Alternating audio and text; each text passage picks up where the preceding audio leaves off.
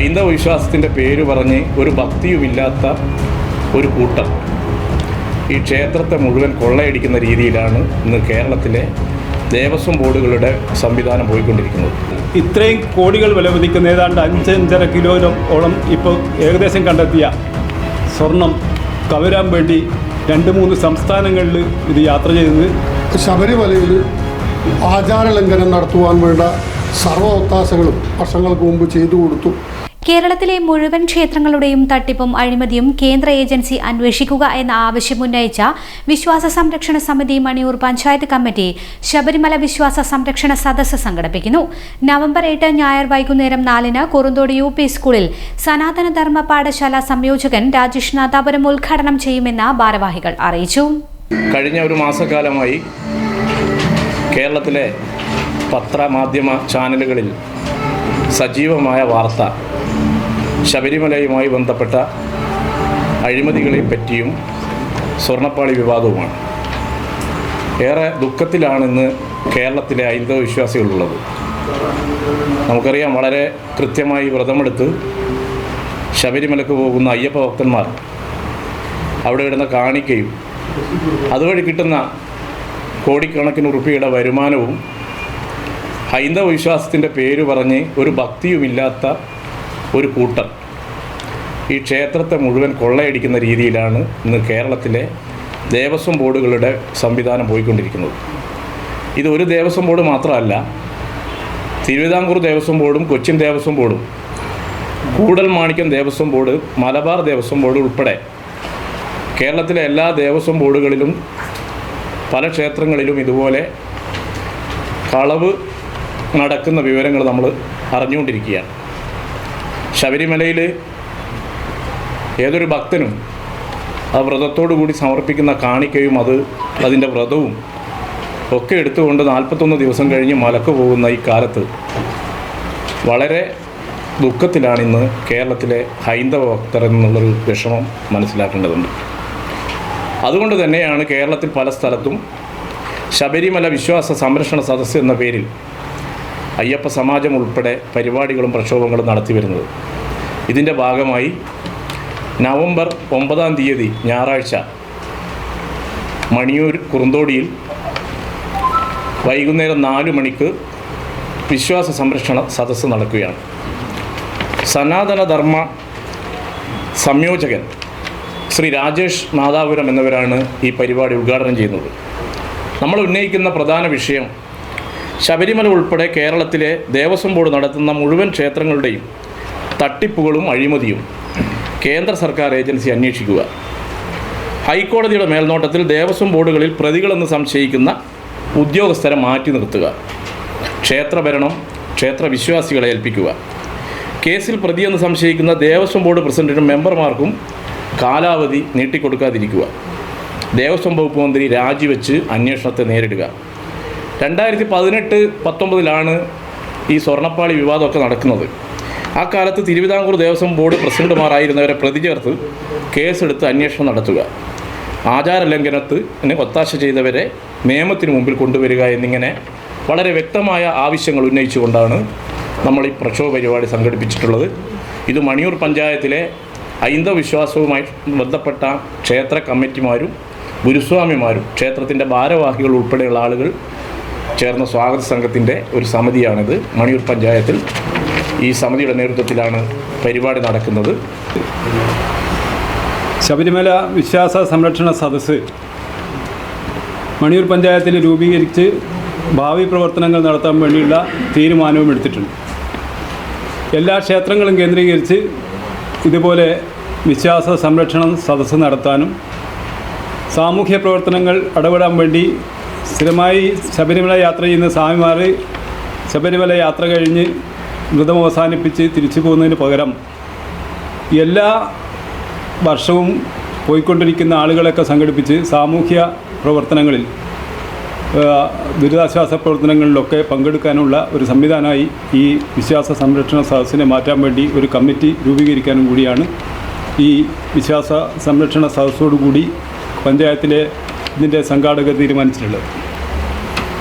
നിങ്ങൾക്കൊക്കെ അറിയാം, ഇവിടെ ആമുഖമായിട്ട് പറഞ്ഞിട്ടുണ്ട്, വളരെ അധികം വിഷമുള്ള സമയത്ത്, കേരളത്തിലെ അങ്ങോളമുള്ള ആളുകൾ യാത്ര ചെയ്യുന്ന ബുദ്ധിമുട്ടിയ സമയത്ത്, കോവിഡ് എന്ന് പറയുന്ന മഹാമാരി നിറഞ്ഞു നിൽക്കുന്ന സമയത്താണ് ശബരിമലയിൽ ഒരൊറ്റ ഭക്തൻ പോലും പ്രവേശിക്കാത്ത സമയത്ത് ശബരിമലയിലേക്ക് വിശ്വാസികൾ എന്ന് പറയുന്ന ആരും തന്നെ കടന്നു ചെല്ലാൻ പറ്റാത്തൊരു സമയത്ത് ഏതാണ്ട് 10-30 പോലീസുകാരുടെ സംരക്ഷണം മാത്രം മേൽശാന്തിയുടെ ഒപ്പം അവിടെ വളരെ കുറഞ്ഞ അവിടുത്തെ ക്ഷേത്ര പ്രവർത്തകന്മാരും ഉള്ള സമയത്താണ് ഈ ദ്വാരപാലക വിഗ്രഹവും അതുപോലെ അതിൻ്റെ പീഠവും കട്ടിലയും അതിനെ വാതിൽപ്പാളിയും മുഴുവൻ അഴിച്ചു കൊണ്ടുപോയി കേരളത്തിന് പുറത്തേക്ക് യാത്ര ചെയ്ത് ദിവസങ്ങളോളം യാത്ര ചെയ്ത് നമ്മൾ യാത്ര ചെയ്യാൻ വേണ്ടി വളരെയധികം ബുദ്ധിമുട്ടിയ സമയത്ത് കേരളത്തിന് പുറത്തേക്ക് പോയി ചെന്നൈയിലേക്ക് യാത്ര ചെയ്യുക, ചെന്നൈയിൽ നിന്ന് ഈ സാധനം കൊണ്ട് ഹൈദരാബാദിൽ നിന്ന് തിരിച്ച് ബാംഗ്ലൂരേക്ക്, ഇങ്ങനെ യാത്രക്കൊന്നും യാതൊരു ബുദ്ധിമുട്ടും ഇല്ലാത്ത തരത്തിൽ അതിനുള്ള എല്ലാ സംരക്ഷണവും കേരള സർക്കാരിൻ്റെയും ദേവസ്വം ബോർഡിൻ്റെയും ഭാഗത്ത് ഉണ്ടായതുകൊണ്ടാണ് അതിന് സാധിച്ചത്. നമുക്കൊക്കെ അറിയാം, നമ്മൾ മണിയൂരിൽ നിന്ന് വടകരയ്ക്ക് വരാൻ 3-4 സ്ഥലത്ത് പോലീസ് പരിശോധനയോടുകൂടിയേ നമുക്ക് വരാൻ വേണ്ടി സാധിച്ചുള്ളൂ. ആ സമയത്താണ് ഇത്രയും കോടികൾ വിലമതിക്കുന്ന ഏതാണ്ട് 5-5.5 കിലോയോളം ഇപ്പോൾ ഏകദേശം കണ്ടെത്തിയ സ്വർണം കവരാൻ വേണ്ടി 2-3 സംസ്ഥാനങ്ങളിൽ ഇത് യാത്ര ചെയ്തത്. ഇന്നലെ നിങ്ങളൊക്കെ ശ്രദ്ധിച്ചിട്ടുണ്ടാവും, ഈ വാതിൽ പോള ഉണ്ടാക്കിയ പണപ്പണിയെടുത്ത മരാശാരി അതിൻ്റെ കാര്യങ്ങൾ മുഴുവൻ വിശദീകരിച്ചപ്പോൾ അദ്ദേഹം തന്നെ പറയുന്നത്, എനിക്ക് വളരെയധികം സംശയമുണ്ട്, ഇതിപ്പോൾ ഞാൻ ഉണ്ടാക്കിയത് തന്നെയാണോ അല്ല പഴയ കട്ടിലപ്പാളി എങ്ങോട്ടാണ് പോയത് എന്നുവരെ ഞാൻ സംശയിക്കുന്നു. അതുകൊണ്ട് ഉത്തരവാദപ്പെട്ട ദേവസ്വം ബോർഡിൻ്റെ പ്രസിഡൻ്റ് ഉൾപ്പെടെയുള്ള ദേവസ്വം മന്ത്രി ഉൾപ്പെടെയുള്ള ആളുകളുടെ സഹായത്തോടു കൂടി മാത്രമേ ഇത്രയും യാത്ര ചെയ്യാൻ സാധിക്കൂ. സർക്കാരിൻ്റെ പൂർണ്ണ സഹകരണത്തോടു കൂടിയാണ് ഈ കളവ് നടന്നിട്ടുള്ളത്. അതിന് എല്ലാ തരത്തിലുള്ള സംരക്ഷണവും സർക്കാരിൻ്റെ ഭാഗത്ത് നിന്ന് കിട്ടിയിട്ടുണ്ടാവും എന്നാണ് ഞങ്ങൾ സംശയിക്കുന്നത്. അതിന് ദൂരീകരിച്ചുകൊണ്ട് ഈ ഞങ്ങളെ കുറിപ്പിൽ പറയുന്നത് പോലെ അതുപോലുള്ള കേരളത്തിലെ SIT എന്ന് പറയുന്ന സംവിധാനത്തെ പൂർണ്ണമായും ഞങ്ങൾ വിശ്വസിക്കുന്നില്ല. അത് കോടതിയുടെ നിയന്ത്രണത്തിലാണെങ്കിലും ഒരു സെൻട്രൽ ഏജൻസി, ഏതെങ്കിലും തരത്തിലുള്ള ഏജൻസി ഈ കേസ് അന്വേഷിച്ച് നിജസ്ഥിതി കണ്ടെത്തണം എന്നുകൂടിയാണ് വിശ്വാസ സംരക്ഷണ സമിതിക്ക് ഇപ്പോൾ ആവശ്യപ്പെടാനുള്ളത്. വിശ്വാസം തകർക്കുവാനും കേരളത്തിലെ ക്ഷേത്രങ്ങളെ തകർക്കുവാനുമുള്ള ഒരു ഗൂഢശ്രമം അത് കാലാകാലമായി അവിശ്വാസികളുടെ ഇടയിൽ നടന്നു വരുന്നു. നമ്മുടെ വീടുകളിൽ സന്ധ്യയ്ക്ക് കൊളുത്തുന്ന നിലവിളക്കിനെ പരിഹസിച്ചുകൊണ്ട്, ക്ഷേത്രങ്ങളിൽ പോയി ദർശനം നടത്തുന്നതിനെ പരിഹസിച്ചുകൊണ്ടൊക്കെ കാലാകാലമായി ഇവർ അണിയറയിൽ ഇതിനെതിരായിട്ടുള്ള വലിയ നീക്കങ്ങൾ നടത്തുന്ന ഒരു ശക്തി ഇപ്പോൾ അവസരം കിട്ടിയപ്പോൾ ഒരു ഗൂഢശക്തിയായി മാറിക്കൊണ്ട് കേരളത്തിലെ ക്ഷേത്രങ്ങൾ മൊത്തം തകർക്കുന്ന നിലയിലേക്ക് അവരുടെ പ്രവർത്തനം വ്യാപിപ്പിക്കാൻ നിങ്ങൾ മനസ്സിലാക്കുന്ന അതാണ്. അപ്പോൾ ശബരിമലയിൽ ആചാരലംഘനം നടത്തുവാൻ വേണ്ട സർവ്വ ഒത്താശകളും വർഷങ്ങൾക്ക് മുമ്പ് ചെയ്തു കൊടുത്തു. ഇവരൊക്കെ ക്ഷേത്രവിശ്വാസികൾ എന്ന് പറഞ്ഞുകൊണ്ട് ദേവസ്വം ബോർഡിലും ഒക്കെ കയറിപ്പറ്റി ഇവരുടെ സിദ്ധാന്തങ്ങൾ നടപ്പിലാക്കുന്ന ഒരു ഗൂഢ പദ്ധതി ആവിഷ്കരിച്ച് നടപ്പിലാക്കുന്നതിൻ്റെ ഭാഗമായിട്ടാണ് ഇപ്പോൾ നമ്മൾ മനസ്സിലാക്കുന്നത്.